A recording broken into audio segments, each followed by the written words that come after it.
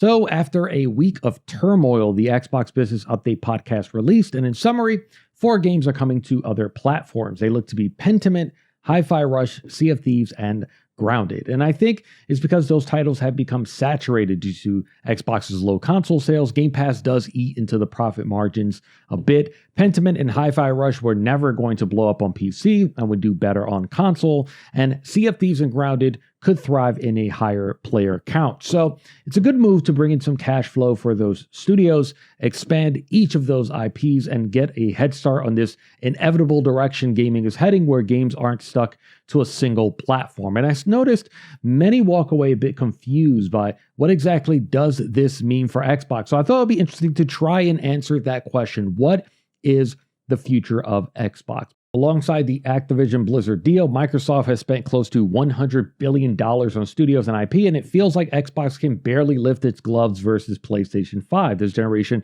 has once again been won by them. Exclusives aren't going to change anything anymore. Xbox would need to get much better and way more consistent, and also PlayStation needs to get a lot worse to get people to convert. This isn't realistic. So with that off the table, the best focus for Xbox lies in distribution, and therein lies the opportunity for Xbox's future.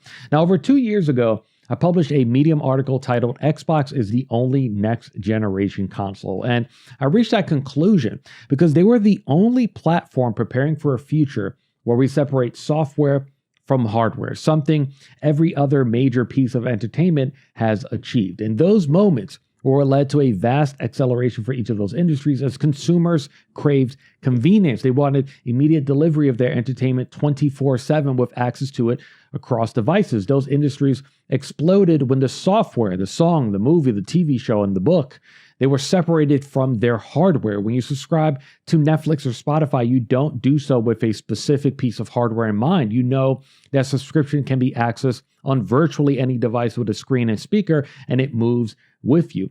This frictionless future is what they're driving towards. Xbox is no longer just a box. It's more of a distribution network where you can seamlessly access your games anywhere. Software truly becomes king and hardware becomes secondary. And we are on the cusp of a digital-only future for gaming. This generation was the first where both platforms launched with digital options, and the gap between physical and digital continues to grow. More and more games are relying on an internet connection, either via always online systems or the fact that many discs ship incomplete and the rest of the game must be downloaded. Now, I feel confident that Nintendo will soon introduce a digital-only option for the next Switch, and I could see Xbox adopting PlayStation's idea of a detachable disc drive, but I think after this next generation, physical is gone. And knowing this presents a unique opportunity for Xbox, taking advantage of this direction and creating the best distribution network for accessing games. Not a closed garden like Netflix, but more along the lines of Spotify mixed with Apple Music, a one-stop shop where you can stream all of your purchases across devices and or access a large library via Game Pass. When media makes the move from physical to digital, consumers will seek the most convenient, all-encompassing solution. Spotify was there to capture all the consumers who were no longer able to find music at their local shops. Netflix was there to capture all the consumers whose local video stores shut down.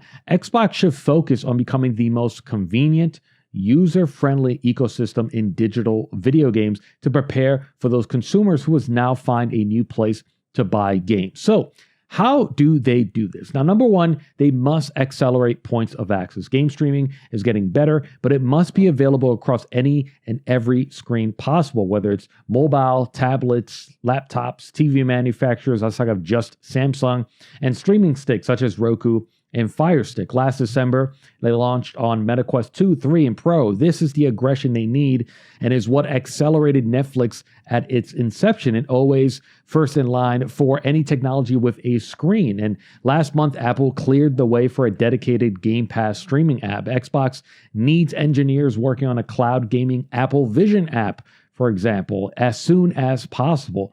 They also need to offer a lower dedicated entry point for consumers, a multimedia Xbox streaming stick under $100 that plugs into an HDMI port and includes a controller. Hitting that point of critical distribution should naturally attract more third-party investment. Spending $70 to buy the next from software title becomes a bit more attractive via the Xbox ecosystem because of the ease of being able to pick up where you left off wherever you are.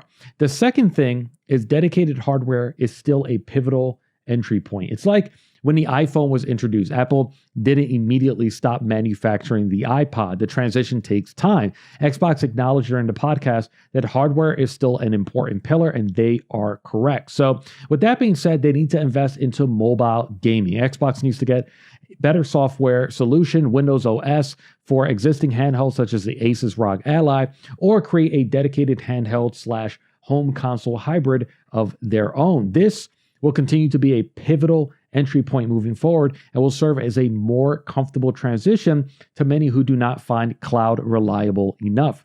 Mobile phones are a great entry point, but while an Xbox Store on Android may be possible at some point, waiting for Apple to allow is a waste of time.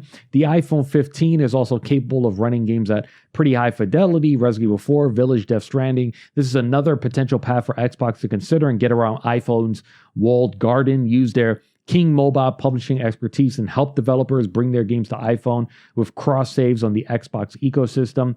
The iPhone Netflix app has a dedicated game section. What if the Game Pass app allowed you to download a native version of Vampire Survivors with cross saves, for example? You get the best version of that game to be playable offline. Now, the other thing about dedicated hardware is that Xbox can use it as a vehicle to continue justifying cloud technology. For now, it's only seen as a streaming solution that many have branded unreliable. Xbox's future hardware could turn that perception around and hopefully show gamers that cloud technology enables games that weren't possible without it. Sarah Bound has claimed, quote, "We're also investing in the next generation roadmap. What we're really focused on there is delivering the largest technical leap you've ever seen in a hardware generation." This, in combination with the Xbox FTC leak, means that Xbox might be ready to leap into an always online future, coming back full circle to the infamous Crackdown 3 tech video, which used cloud technology to do the heavy lifting. It's the only reason a game like Microsoft Flight Simulator is possible. Now, in that September 2023 leak, it was called a cohesive hybrid compute. It also goes hand in hand with Xbox's recent in-world AI partnership, as cloud streaming will be needed for that technology, and I'm sure it's something Microsoft will want to push. Introducing these tools makes the cloud / always online digital only pill a lot easier to swallow for gamers because it enables games that are impossible to build without them. Kind of like what we've been hearing about Kojima's OD. That might be a game that can push this idea further faster. Now, the third thing is building the best digital distribution network for publishers, developers, and most importantly, consumers. A lot of expenses are cut when going fully digital. No more storage, manufacturing, delivery costs. Converting consumers to digital cloud leads to less dependence on using dedicated hardware as a loss leader. No more middleman retailers that require a cut. And even with higher server costs, Xbox could still try and get aggressive and attempt to see if they can lower their 30% cut to make Xbox an even more attractive network for publishers. Their current PC cut matches Epic Games 8812 as opposed to the industry standard 7030. The continued health of Game Pass, fueled by their now massive first-party library, should continue attracting publishers and especially smaller developers. This, in combination with a reliable ecosystem with multiple points of access, gives creators much more control over how they distribute their games and increases their chances for success. Palworld is a great recent example. And one pillar that Xbox should absolutely focus on is creating a digital ecosystem consumers can trust. Digital gaming is a scary proposition for gamers because they have no reason to trust publishers and platforms when they own the games and your $70 is just a ticket to get on a ride that they can close at any moment. I believe this is going to be the make or break point for consumer choice in this all digital future. Which ecosystem do I trust, and which gives me the most control and guarantees over my purchases is one of the reasons Steam has succeeded. Their consumers trust a brand even if they don't actually own their games. So in this new future, Steam becomes one of your biggest competitors. Xbox should introduce a much more consumer-friendly refund model than is currently available, maybe even one that exceeds Steam's 2-hour model. The power of the cloud could even lead to an easier way to implement limited game trials before purchase. And what I'm about to say sounds a bit crazy, but I would also begin the process of working with publishers to offer some sort of consumer protection for digital purchases in whatever form that takes. Games aren't going to get cheaper. Digital means there's no longer a secondary market to cater to gamers on a fixed income. It will also lead to less sales as there is no solution to buyer's remorse.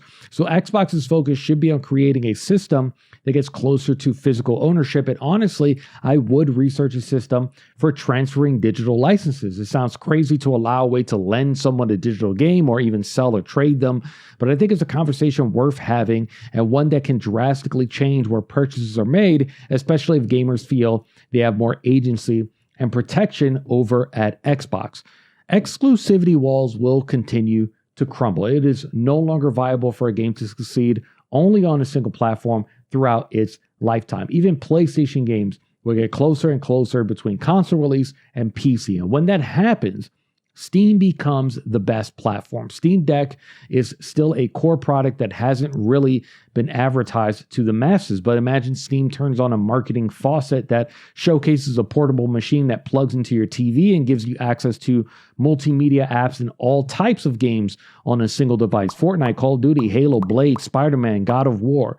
This might sound kind of insane, but I think an endgame might be PlayStation and Xbox joining forces against Steam. I think it is one of those conclusions we might be heading down towards. ESPN, Fox, and Warner Brothers are combining into a single sports streaming service, and Paramount Plus and Peacock are rumored to also enter into a bundled partnership. Competitors are realizing that accessing dedicated content through a single point of entry might not be enough, and streaming services have kind of shown that it isn't sustainable, and consumers miss the convenience of cable TV and the fact there was a single access point to a large pool of content.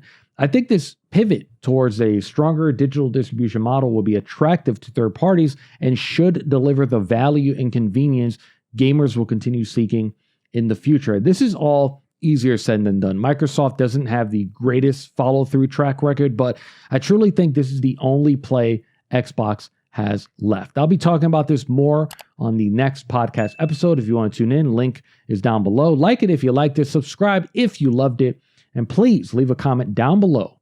Thanks for watching.